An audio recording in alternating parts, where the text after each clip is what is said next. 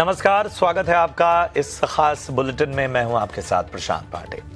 BMC चुनावों में BJP का गठबंधन नजर आ रहा है दमदार। ठाकरे ब्रदर्स का साथ लोगों को नहीं आया रास। जनता के मूड से रुझानों में दिख रही बीएमसी में पहली बार बीजेपी सरकार।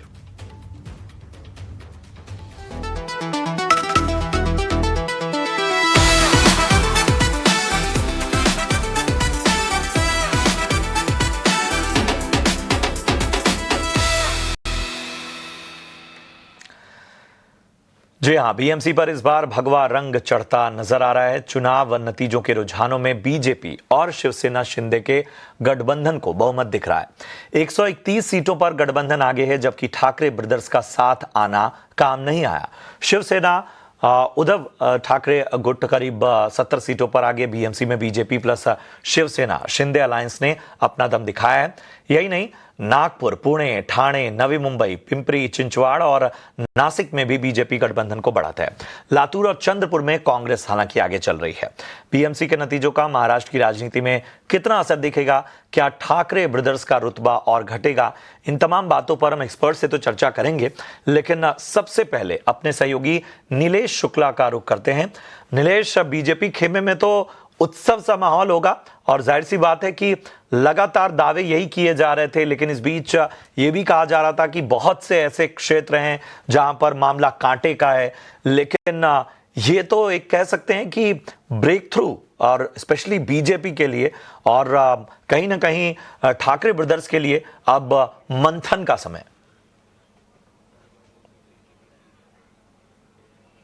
बिल्कुल प्रशांत, भारतीय जनता पार्टी के लिए एक बड़ी जीत, एक ऐतिहासिक जीत इसे पूरा माना जा रहा है, क्योंकि 29 में से 26 ऐसे नगर निगम है जिस पर बीजेपी का दबदबा दिखने मिल रहा है, नंबर 1 पार्टी बनकर उभरी है। इससे पहले म्युनिसिपल काउंसिल के नतीजों में भी बीजेपी नंबर 1 पार्टी बनकर उभरी थी। अब जब जिक्र हो रहा है इतनी बड़ी अचीवमेंट का, तो बीच ये तस्वीर दिखाना भी जरूरी हो जाता है, जहां पर कुछ ही पलों में देवेंद्र फडणवीस पहुंचने वाले हैं और इसकी पूरी तैयारी भी जोरों शोरों से हो चली है।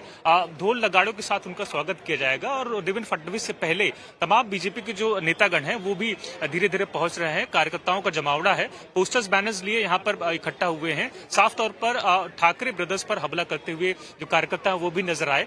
यहाँ मैं एक पोस्टर लगा है जो आपको दिखा तो नहीं पाऊंगा, लेकिन इस पर लिखी जो बात है वो आपको एक पढ़कर जरूर बताना चाहूंगा कि मुंबईचे सेवक हेच मुंबईचे नगर सेवक।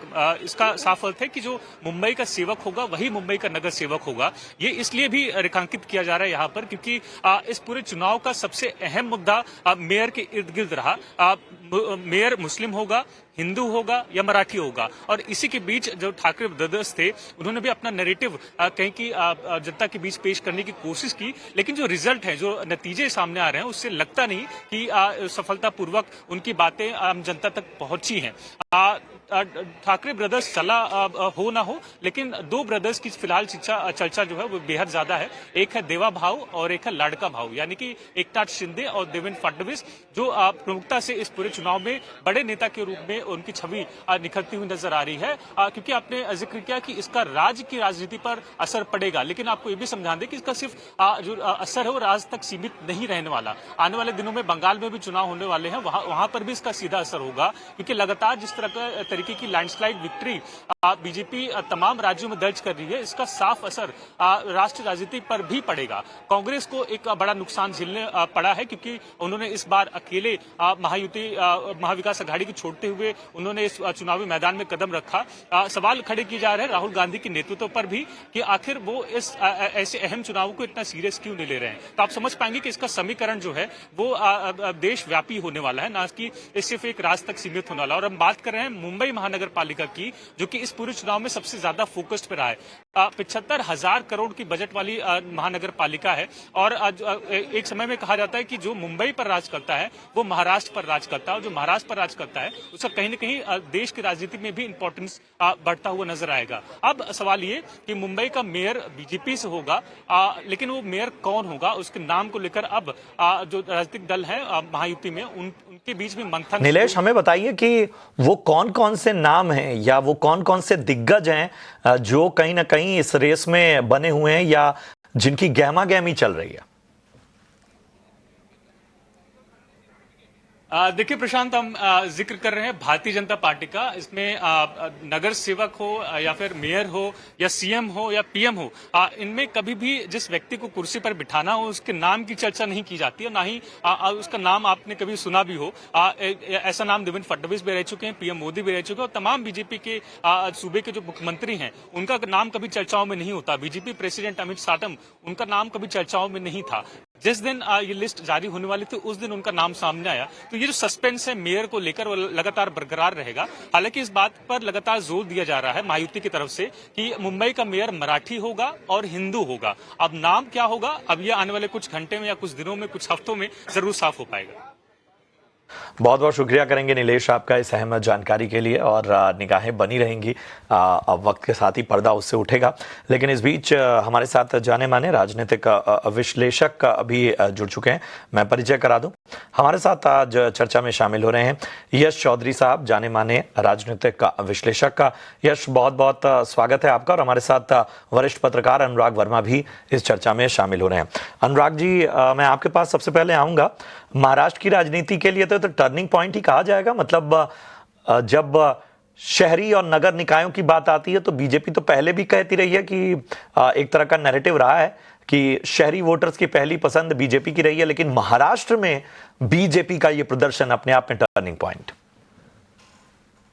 देखिए, ये बीजेपी के लिए टर्निंग पॉइंट जो है प्रशांत, उससे ज्यादा बड़ा ये टर्निंग पॉइंट शिवसेना और राज ठाकरे के लिए है। शिवसेना जो है अपनी बीएमसी चुनाव के माध्यम से अपनी लेगेसी तलाश कर रही थी, अपना सर्वाइवल तलाश कर रही थी, जिसके लिए दोनों भाई जो हाशिए पे चले गए थे उन्होंने साथ आने की इतने सालों के बाद सोची, साथ आए, अपने अपने आत्मसम्मान को किनारे रख के उन्होंने समझौता किया और चुनाव लड़ा। लेकिन उसके बाद जो उनका नतीजा आया, मैं पहले भी इस चुनाव के पहले ये कह रहा था कि ये सबसे बड़ी जो इस चुनाव में जो सबसे बड़ी लड़ाई है वो इस बात की है कि बाल ठाकरे की लिगेसी किसके पास है। क्या वो बीजेपी और शिवसेना जो बीजेपी के साथ है वो उसके पास है, या जो बाल ठाकरे की लिगेसी उनके बच्चों को मिलेगी। ये एक इस चुनाव में ये सिद्ध हो गया है कि जो बाल ठाकरे की जो विरासत है वो उनके बेटे और उनके भतीजे को नहीं मिली है। लाल बाल ठाकरे की जो लिगेसी थी वो उनकी विचारधारा से थी, उनके सरनेम से या उनके परिवार से नहीं थे। इस बात को बंबई और उसके आसपास के वोटर्स ने सिद्ध कर दिया है। नंबर 2, जो सबसे महत्वपूर्ण चीज है, इतने दिनों में क्या हुआ कि जो मराठी माणूस की जो एक राजनीति थी, मी मुंबई कर की जो राजनीति थी, वो काफी हद तक डाइल्यूट हो गई, क्योंकि जो आपस में जो इन सभी क्षेत्रों की जो डेमोग्राफी चेंज हुई, लोग दूसरी जगहों से जाके वहां बसे। अगर हम बंबई में बात करें तो मराठियों की सिर्फ 38% पॉपुलेशन है, बाकी वहां गुजराती, नॉर्थ इंडियंस। आप आज भी वो 20 साल पुरानी, 25 साल पुरानी राजनीति को लेके चल रहे हो कि उन्होंने क्या एक कोई लुंगी पुंगी और नॉर्थ इंडियंस को भगा देंगे, इस टाइप की जो राजनीति है अब वो चलनी नहीं है, क्योंकि डेमोग्राफी चेंज हो गई। आप जैसे लग रहा है कि 20 साल से आपको पता ही नहीं है कि बंबई और महाराष्ट्र में हुआ क्या है। आप अचानक सोते से उठे और वही जो बाल ठाकरे के टाइम पे जो राजनीति चलती थी। देखिए, बाल ठाकरे के पास हिंदुत्व था, हिंदुत्व आपने छोड़ दिया कांग्रेस से समझौता करके। और मराठियों की जो राजनीति थी, आप जो उसको हर कुछ दिनों बाद गर्म करते रहते थे, वो भी डाइल्यूट हो गई थी, क्योंकि वहां पे मराठी वोटर बचा नहीं था। उतर अब डिसाइडिंग वोटर है ही नहीं, और लोगों ने मराठी सेंटिमेंट से ज्यादा हिंदू सेंटिमेंट को वोट किया। प्रशांत, बहुत इंपॉर्टेंट बातें आपने कही, और अब मैं इसी सवाल के साथ यश आपके पास आना चाहता हूं। जिस बाला साहब ठाकरे के बारे में कहा जाता था कि उन्होंने एक एक कड़ी जोड़ते हुए एक ऐसी पार्टी का निर्माण किया जिसने अपना प्रभुत्व और अपना दम हर गुजरते वक्त के टेस्ट के साथ पार किया, लेकिन अब उनका जो एक लेगेसी रही है अब वही धरातल तराश रही है। मतलब वो जितने भी टेस्ट हो रहे हैं, मतलब ये तो सबसे एक्सट्रीम था कि ये शायद सबसे बड़ा लिटमस टेस्ट था कि एकदम पूरी तरह से दो ध्रुवों पर मौजूद दोनों भाई एक केवल एक मौके के तौर पर साथ आए, लेकिन कुछ भी काम ना आया। धन्यवाद प्रशांत। जब जहां हम बात करते हैं बाला साहब ठाकरे जी की लेगेसी का, लेगेसी हमेशा से थी और आगे भी रहेगी, और उसका जीता जागता प्रमाण इस चुनावों में दिख रहा है। जैसे महायुति ने प्रदर्शन किया है, ये हमारे हिंदू हृदय सम्राट जो बाला साहब ठाकरे जी थे, उन्होंने जब 1966 में अपनी पार्टी बनाई थी, 1968 में ही 2 साल बाद उन्हें 140 सीट लाए थे। जब उनसे एक पत्रकार ने एक बार ही पूछा था कि मुंबई के दंगों में आपका हाथ है, तो उन्होंने बोला नहीं, मेरा हाथ नहीं, मेरा पैर है। तो ये चीज दर्शाती है कि उनकी विचारधारा हिंदू विचारधारा थी, और उस विचारधारा को आज जीत मिलती दिखाई दी है। ये एक सीधी सी बात है कि जोड़ तोड़ की राजनीति, इकट्ठा आना सिर्फ राजनीतिक स्तर पर अपने फायदे के लिए, जनता भी अब समझ चुकी है। जनता विचारधारा पे वोट डालती है, ये सिर्फ मुंबई की बात नहीं है। आप देखिए, अगर 29 निकाय चुनाव है, 29 में से 23 से ऊपर में बीजेपी इस समय पर आगे चल रही है। अगर हम इस चीज को देखें तो ये साफ दर्शाता है कि प्रधानमंत्री मोदी जी का जो विजन है भारत को विकसित करने का, वो महाराष्ट्र की जनता, मुंबई की जनता उनके साथ रहती है। जैसे महाराष्ट्र सरकार में फडणवीस जी ने कोस्टल रोड में डेवलपमेंट किया, मेट्रो लेन का डेवलपमेंट किया, उन सारे कामों को आज महाराष्ट्र की जनता ने देखा और उसके हिसाब से वोट भी डाला। तो मैं ये बात कहना चाहूंगा प्रशांत जी कि ये एक जीत है डेवलपमेंट की, विकास की और विचारधारा की। और ये सिर्फ मुंबई नहीं, ये पूरे महाराष्ट्र में जा रही है। और ये महाराष्ट्र के बाद अब हमें आने वाले समय में हमें वेस्ट बंगाल और असम में भी दिखाई देगा कि कैसे एक विचारधारा जब जनता उसके साथ होती है और विकास के साथ होती है, तो उस समय पर हमेशा जनता एक तरफा जाकर वोट डालती है। चलिए, तो तमाम चीज़ें जो हैं, संकेत जो हैं इस चुनावों के, इन रुझानों के साफ तौर पर उनका विश्लेषण हम कर रहे हैं। लेकिन बीएमसी चुनाव नतीजों में मिली जोरदार कामयाबी और राज्य के सीएम देवेंद्र फडणवीस का भी रिएक्शन इस पर सामने आया है, और केंद्रीय मंत्री पीयूष गोयल ने क्या कुछ कहा है वो भी जरा लगे हाथ सुन लेते हैं। अमित, खूप अभिनंदन, खूप डायरेक्ट चांगलं झालं. आता काही चिंता करायचं कारण नाही. फार सुंदर केला तुम्ही, फार तुमचं अभिनंदन आहे. आता आपण बस एकदम जबरदस्त आहे त्याच्यात, म्हणजे लेटस होप. येस. बहुत ही खुशी की बात है कि महाराष्ट्र में फिर एक बार महायुति ने अपना जनता का विश्वास प्राप्त किया है, आशीर्वाद प्राप्त किया है। 29 में से अभी तक के अनुमान के हिसाब से 24 कॉरपोरेशन में महायुति आगे है। आगे आने वाले समय में ये आंकड़ा बढ़ भी सकता है। और पूरे महाराष्ट्र की स्थिति देखें तो जो अनुमानित रिजल्ट है वो दर्शाता है कि महायुति लगभग अभी तक के जितने रिजल्ट्स आए हैं उसमें से 2/3 सीटों पर महायुति के उम्मीदवार विजयी हो रहे हैं या आगे विजय की तरफ बढ़ रहे हैं।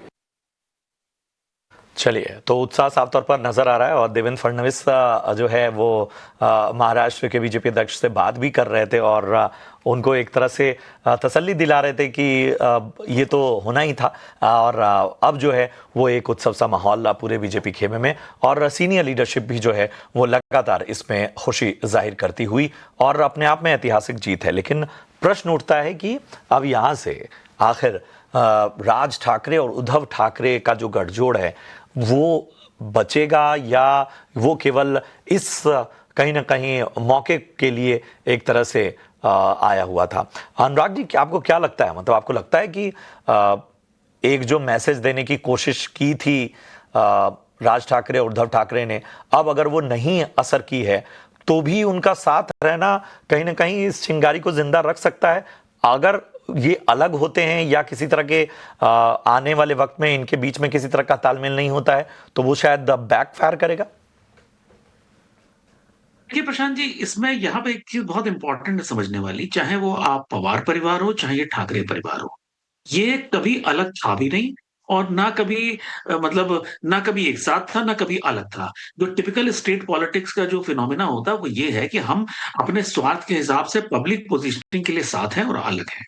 तो इन दोनों परिवारों की पोजीशनिंग यही है। अभी हमें फायदा जनता के सामने मिलना था, साथ रहते हुए तो साथ हो गए। जब कल को हमें अलग-अलग होके लाभ मिलना है तो हम अलग हो जाएँगे। जब शिवसेना कांग्रेस के साथ जा सकती है तो आप ये राजनीति में विचारधारा का जो रोल खत्म हुआ है, आप उसको समझ सकते हैं कि किस तरह से राजनीति में विचारधारा हाशिए पे चली गई है। तो अब यहां से जो सबसे बड़ी चीज है वो शिवसेना और मनसे के लिए जो सबसे बड़ी जो चैलेंज है वो है कि अब इनके लिए अपना राजनीतिक अस्तित्व तलाशनी है। मैं राजनीतिक अस्तित्व इसलिए कह रहा हूं क्योंकि जो बीएमसी है वो करीब 90,000 करोड़ का बजट है, जो अ, बहुत सारे प्रदेशों के बजट से ज्यादा है। रीजनल पार्टी के साथ सबसे बड़ा चैलेंज ये होता है कि उनको राजनीति में रेलिवेंट बने रहने के लिए उनको धन की बहुत आवश्यकता होती है। देखिए, जो नेशनल पार्टीज होती हैं वो सर्वाइव कर जाती हैं, उनको इतनी प्रॉब्लम नहीं होती है। लेकिन जो क्षेत्रीय दल होता है, जैसे आप कहीं पूरे हिंदुस्तान में देख लीजिए जहां पे क्षेत्रीय दल होते हैं, वहां करप्शन के चार्जेस ज्यादा लगते हैं बनिस्बत जो नेशनल पार्टी होती है। उसका जो सबसे बड़ा कारण है कि उनको इस 5 साल में अगले 5 साल का जुगाड़ करना होता है। तो ऐसी स्थिति में जब ये अब बीएमसी में नहीं है, तो इनकी राजनीति कैसे चलेगी? उसके लिए जो फ्यूल है, जो उसके लिए ईंधन है, वो कहाँ से आएगा? ये सबसे बड़ा चैलेंज है। और एक चीज़ सबसे बड़ी समझ लेने वाली है कि ये दोनों परिवार ना कभी अलग थे, ना कभी साथ थे। स्वार्थ इनको जोड़ता था, स्वार्थ इनको अलग करता था। बहुत प्रशांत। बेहतर बात आपने कही है कि शायद जो एक स्वार्थ के लिए साथ आना और फिर अलग हो जाना, ये सारी चीज़ें बहुत हद तक प्रभावित भी करती हैं। महाराष्ट्र में इमोशनल पॉलिटिक्स जो है बड़ी इम्पॉर्टेंट रही है हमेशा से, न सिर्फ महाराष्ट्र बल्कि दक्षिण भारत में भी। लेकिन यश, आपको लगता है कि वो जो एक भावनात्मक राजनीति है उसको अब आज का वोटर बड़ा समझ गया है? कहाँ कोई प्ले कर रहा है, कहाँ कोई ब्लफ कर रहा है, ये सारी चीज़ें वो अब उसको बहुत नाप तौल के आगे बढ़ता है? जो बात आप बोल रहे हैं भावनात्मक राजनीति की, उसको इस बारी पूरी तरीके से अब देखा जाए तो जब ये दिखाया गया कि हम बाला साहब ठाकरे जी की लेगेसी को दो भाई साथ लेकर चलेंगे, तो पर एक चीज जनता ने दिखाई कि जहाँ पे विचारधारा, जहाँ पर डेवलपमेंट है, वो चीजें ही ज्यादा मायने रखती हैं जनता के लिए। वहीं आप देखेंगे कि एनसीपी ने भी एक साथ आकर अपने आप को इमोशनल कार्ड खेलने की कोशिश की, पर जनता बहुत ही ज्यादा अब समझने लगी है। जनता अपने राइट्स जानती है और जनता मानती है कि हमारे लिए हमारे इश्यूज ज्यादा इम्पोर्टेंट हैं, डेवलपमेंट ज्यादा इम्पोर्टेंट है। और जो एक हमारा नारा है जो गया था इस बारी, एक है तो सेफ है, वो सारी चीजों का देखेंगे तो असर दिखता है आज।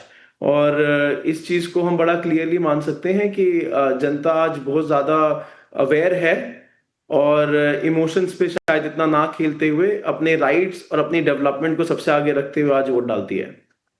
चलिए, तो भावनात्मक राजनीति में अगर एक ऑथेंटिसिटी होती है, एक वाकई इंटेंशन सही होता है, तो वो असर करती है।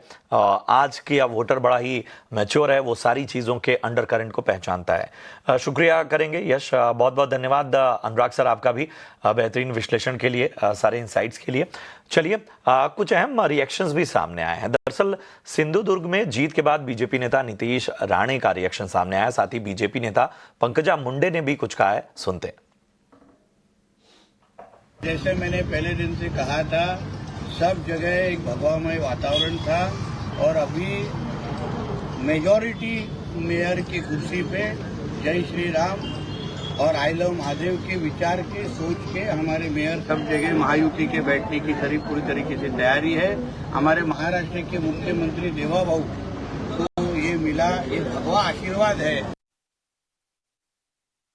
मैं यही कहूंगी कि हमारे जो विकास है, हमारे प्रधानमंत्री जी ने जो देश में और महाराष्ट्र में विकास के लिए बहुत सहकार्य सहयोग किया है, उसी तरह से हमारे देवेंद्र जी ने जो किया है, हमारी युति ने जो किया है, उसकी जीत है। तो बीएमसी में जिस तरह का परचम बीजेपी ने लहराया है वो अपने आप में टर्निंग पॉइंट है, और इन सब के बीच में सबसे अहम बात यह है कि अब आखिर मुंबई का मेयर कौन बनेगा। जश्न का माहौल है और मेरे ख्याल से कि बीजेपी के अंदर खाने अब रस्साकसी शुरू हो गई होगी, मंथन शुरू हो गया होगा।